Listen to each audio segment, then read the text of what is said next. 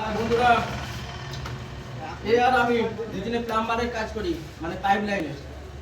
আর এই হচ্ছে দোকান। দেখো এখানে ট্যাঙ্ক আছে, এটা গোডাউন।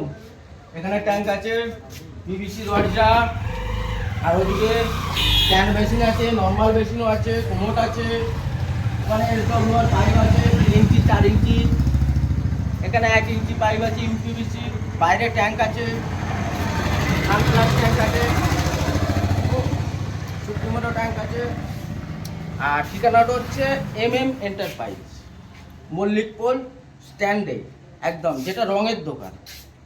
এন্টারপ্রাইজ মাথায় রাখবে, এন্টারপ্রাইজ রঙের দোকান যেটা, ওটাই।